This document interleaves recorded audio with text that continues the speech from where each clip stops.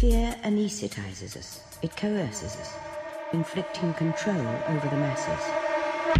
As we turn now to the vast network of immigration prisons in Texas, many of which are privately operated by for-profit corporations.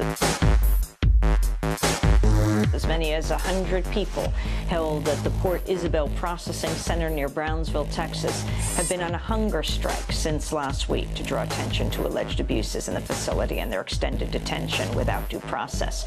Prisoners say their complaints to the Immigration and Customs Enforcement Agency, or ICE, about lack of medical attention, denial of food, and other abuses have fallen on deaf ears.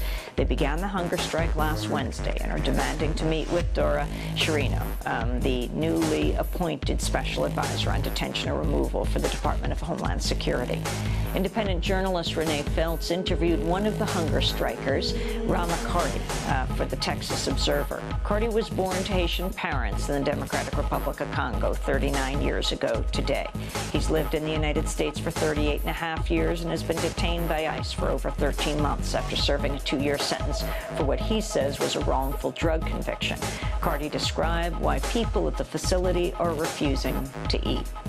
The main reason is that the extended or prolonged detention that we're all subjected to is unconstitutional, it's unjust. Many of us shouldn't be here in the first place. We're held well past any reasonable time under the law, or just any reasonable time period. So many of us basically have legitimate reasons for doing this, and we're not stopping at this time. We're under the impression that they are looking to contain and control the situation so that Washington does not get involved, or actually the media doesn't start to cover the story more. The vast majority of us do not understand immigration law or constitutional law.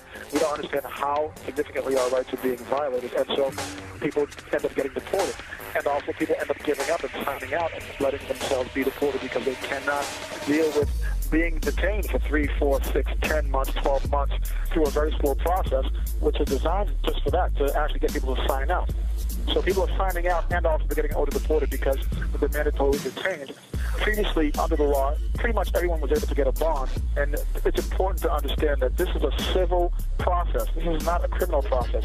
Anybody who's done time prior to this, they actually are not doing time now. So to actually not give somebody a bond, a reasonable bond, is unconstitutional. It's a violation of our due process rights, and that's the major issue, is that people are not given an individualized determination for bond and mandatorily detained based upon certain alleged crimes. That was the voice of Rama Cardi being held at the Port Isabel Processing Center near Brownsville, Texas, where up to 100 people have been on a hunger strike since last week.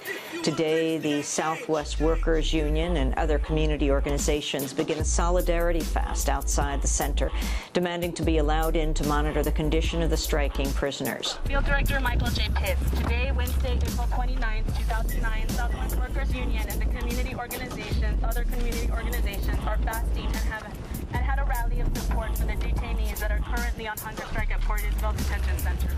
We are declaring this one-day fast and demanding to be let into the facility to monitor the detainees on hunger strike. Most importantly, although all officials at the facility have denied the hunger strike to the public and the press, it is our understanding that detainees have been separated and isolated.